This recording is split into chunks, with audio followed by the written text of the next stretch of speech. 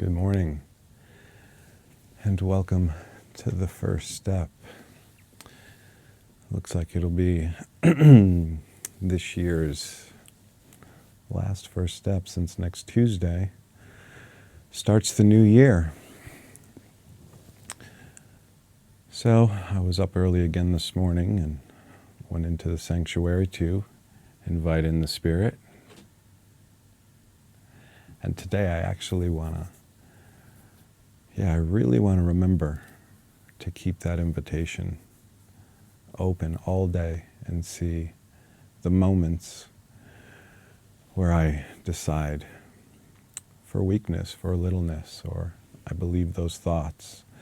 You know, each of my original shows shared the practice that I do in the morning, and I may review that again as the new year starts. We'll see what the new year brings. There's going to be a little shift in the program where I'll be going on the cast on the other player on our Spiri.ai page so that I can play some clips, because I, like Jason, have so many inspiring clips that I'd like to share that help me remember. I talk about some of them on the show, but there's ones that just always come back to me, and I have these retranslations from the Holy Spirit to help me remember those things.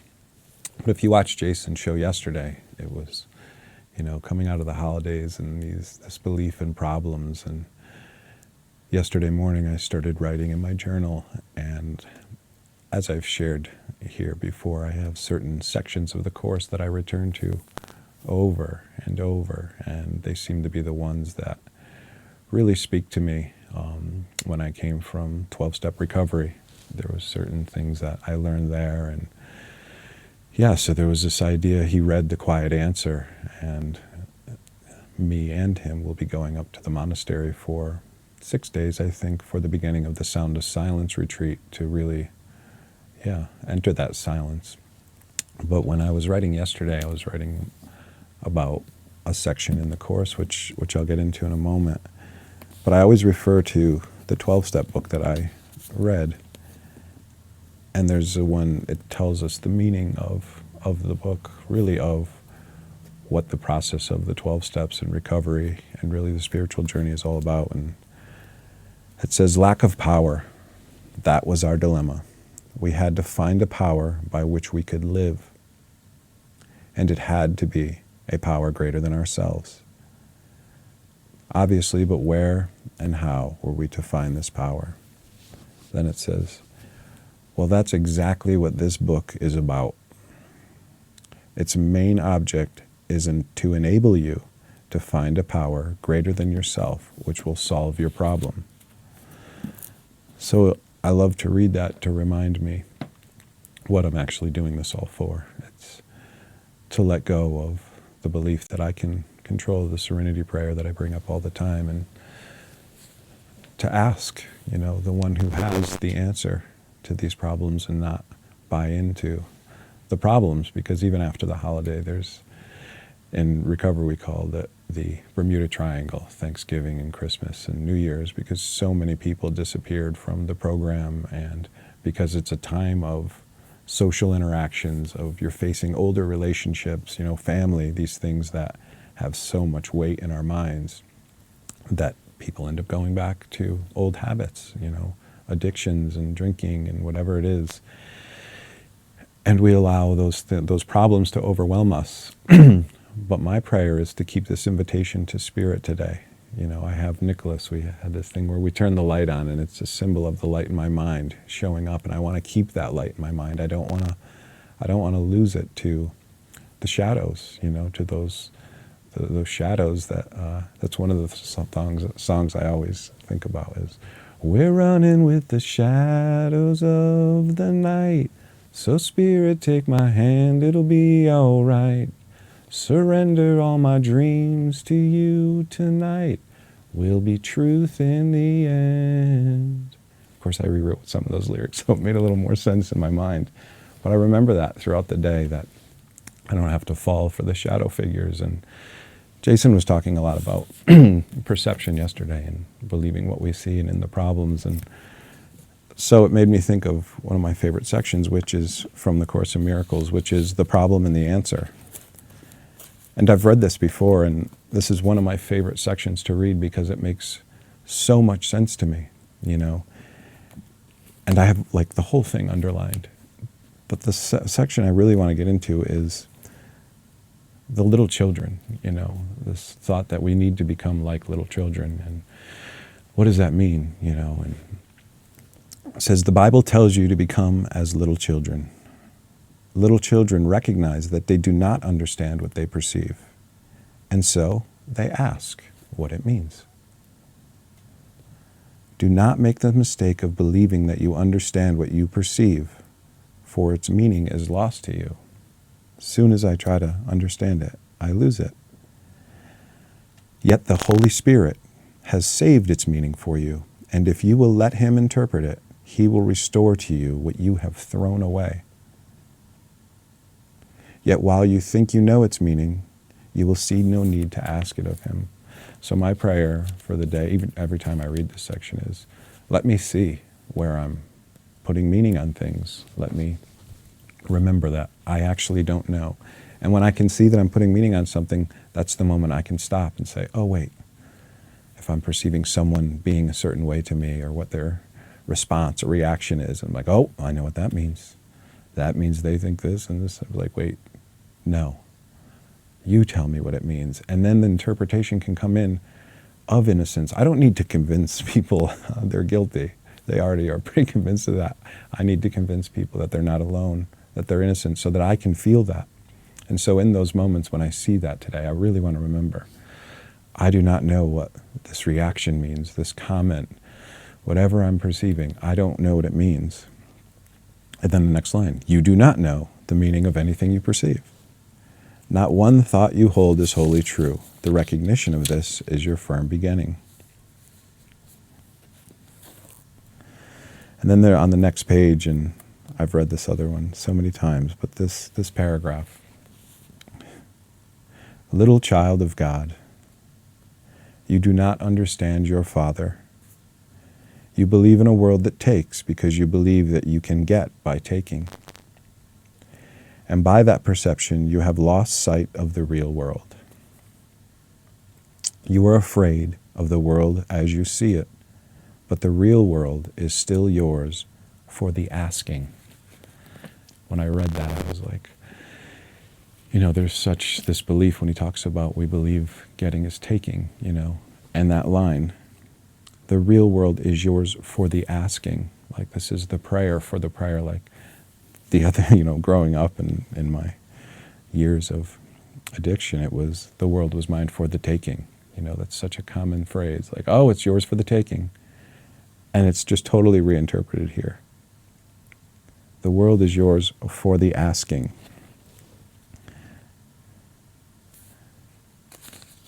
And then at the end of this chapter, he goes back to the talking of the children and their perception. And it's funny because when I just think about that, this idea of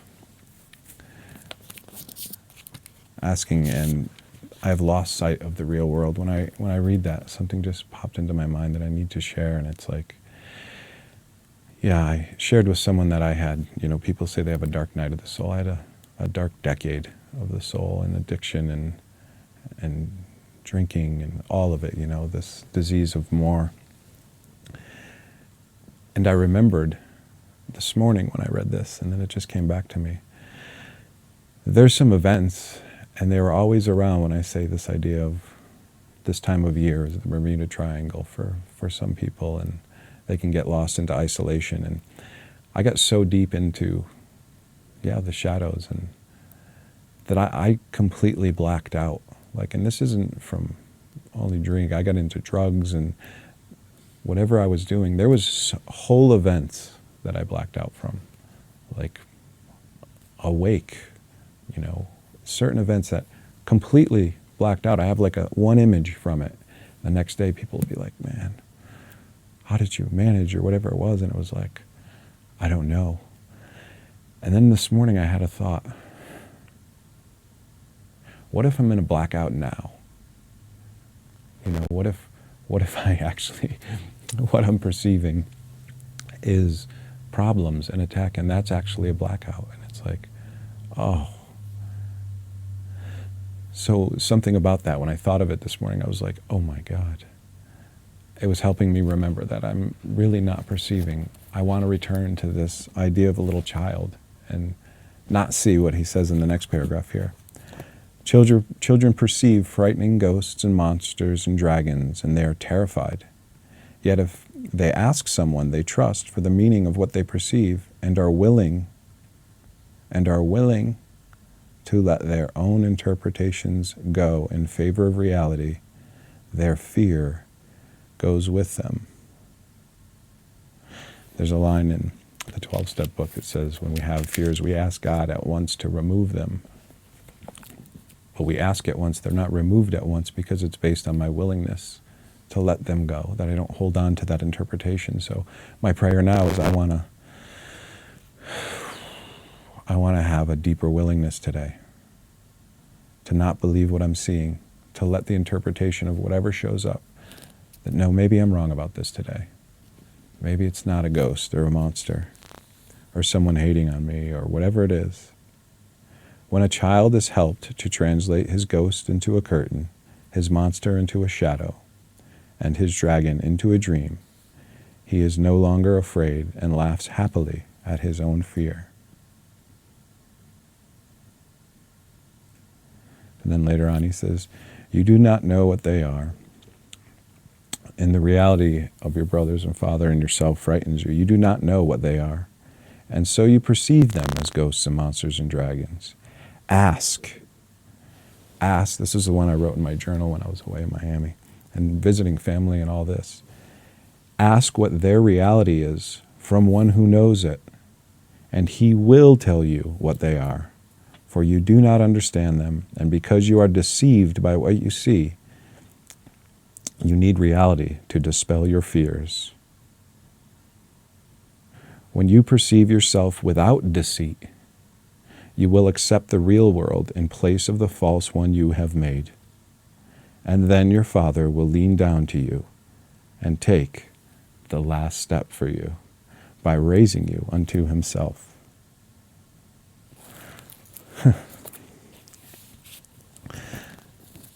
So it's always a good reminder for me in the morning to do this. And yeah. The other section that's been coming to me, and it came to me yesterday as Jason was sharing on his show with the same idea of perceptions, and it's from recognizing the spirit. And it says, you see the flesh or recognize the spirit. There is no compromise between the two. If one is real, the other must be false. For what is real denies its opposite. There is no choice in vision but this one. I can either choose these two things over and over.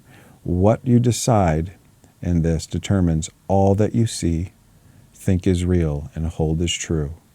On this one choice does all your world depend. For here you have established what you are as flesh or spirit in your own belief. So even with this today, as I look out at the dragons and ghosts and monsters, I can make this choice of, do I want to perceive flesh? Do I want to perceive the body? And, which is a reflection of my belief that I can clear away. When there is a reaction, I can go into that levels of mind and the stuff I've talked about in the other shows. But today I want to stay with this purpose in the forefront of my mind as there's this symbol of a light, of a torch before me. And that's what I want. I want to see spirit. Like, show me the spirit. Ask the one who knows. I want to ask this in every moment. I shared the other day, we were talking about going to the silent retreat and whether, hey, should we have, take the week off from the shows and this and that. And what I realized is that, like, the days I do my show with you guys is the days that I feel even more focused, because I'm speaking this, and then throughout the day I remember because I'm speaking it, and it's like, it's such a blessing. So today I want to remember this. And then there's a question here, are you a body? So is all the world perceived as treacherous and out to kill?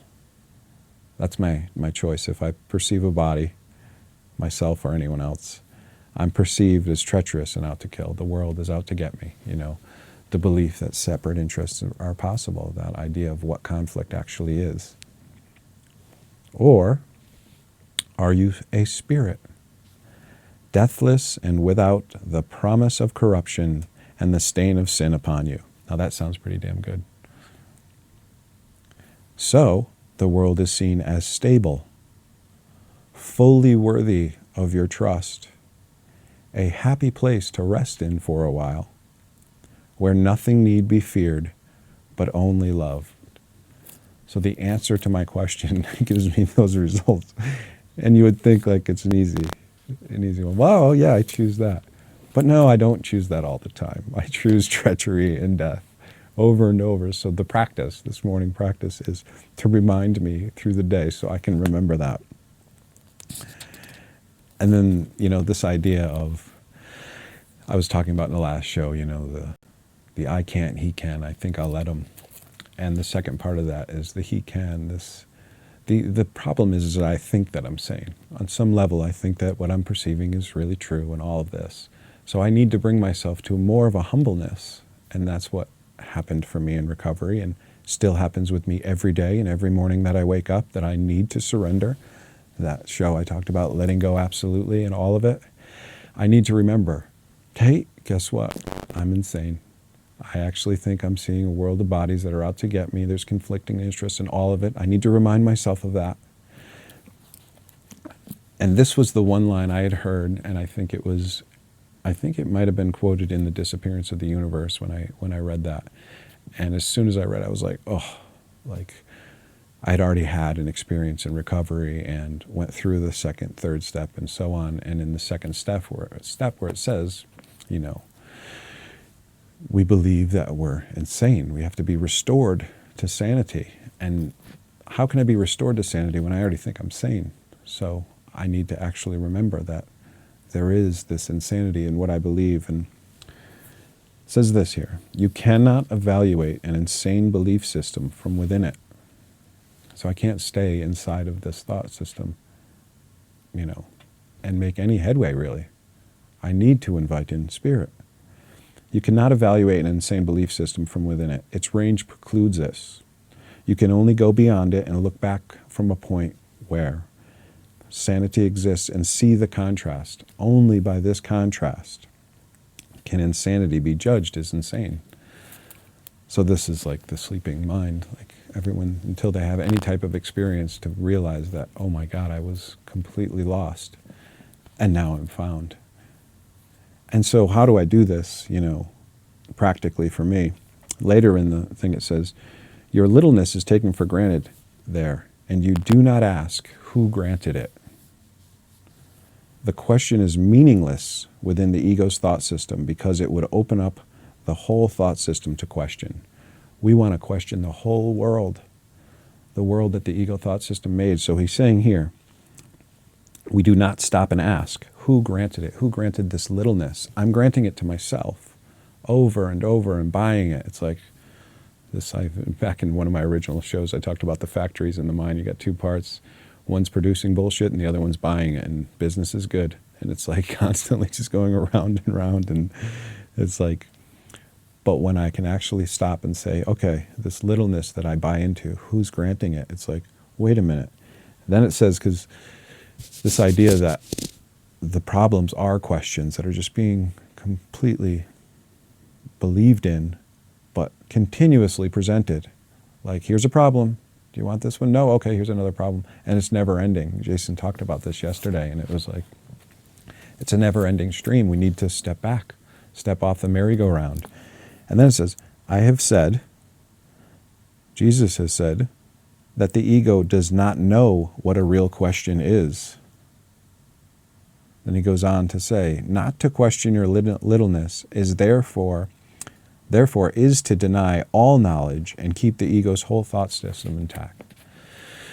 So yeah, that's my other prayer for today. I want to have the right questions. I want to question the ego. I don't want to believe in the questions that are coming from the world. I don't want to have that anymore. My nightly review is questions, The this whole, I've shared before as well, that I've changed the 12-step book into a whole bunch of questions to turn the ego's thought system around and face it back on itself. You know, who's granting this belief in littleness? So let me remember that today as well. And mostly this little children thing, I want to stay with that.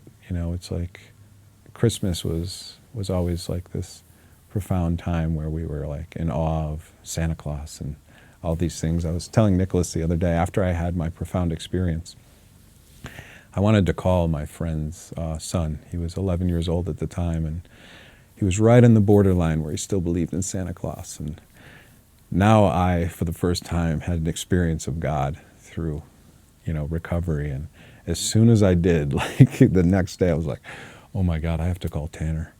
I wanted to call Tanner and tell him that Santa Claus was not real, so that when I told him God was real, he would believe me.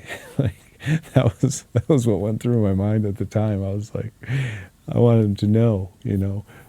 But anyway, there's an innocence in that belief, you know, of Santa Claus and all that. But I want to get back into the innocence of asking, of not knowing, like remembering when I was young and thinking there was monsters in the closet or down in the basement. And, hey, is there really, you know, even to my father, is there really stuff down there? Nah, there's nothing down there. Okay. And then it would come back the next night. Hey, are you sure? Are you sure there's not a monster down there? No, there's nothing down there. So that's what I want to do with the Holy Spirit for today. I want to remember everything I perceive, whether it's a perceived attack or whatever it is that is going on in my experience, whether it's a worker not showing up, someone not doing something I asked, whatever it is. I want to perceive it all as a little child. I want to say, before I even put the meaning on it, before the meaning wants to even go out and, oh, they're 10 minutes late, that means they don't respect me, whatever it is, it's like, no, let me put the brakes on and just say in those moments, okay, I'm seeing ghosts and dragons and monsters. Show me what it really is so that I can be at peace, because that is what I'm doing to myself. I do not want to be deceived in my brothers. I want to see their truth. So I want to let go of the deception today and let the Holy Spirit and keep that invitation in so that the light can shine in my mind throughout the day. Yeah.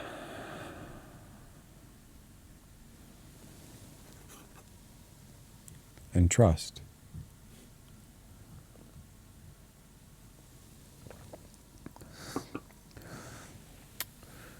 So yeah, next week, Tuesday will be New Year's Day. Starting off the new year, I'll be up at the monastery, so it may look a little different for a couple of days.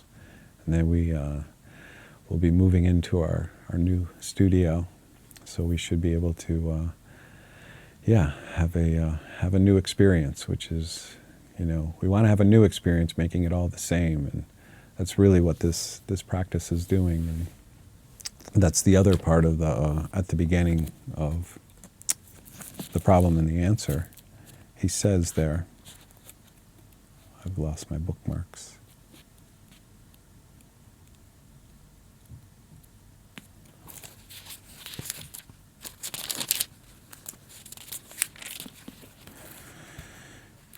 This is a very simple course. Perhaps you do not feel you need a course, which in the end teaches that only reality is true. But do you believe it?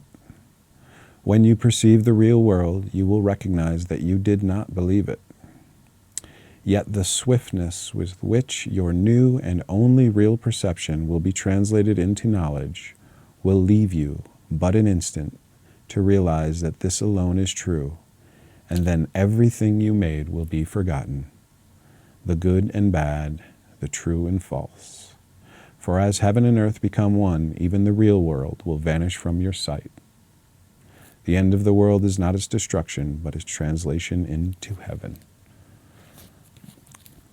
So let's go with that today, and have that translation throughout the day. Thanks for joining me again in the morning, and have a great day.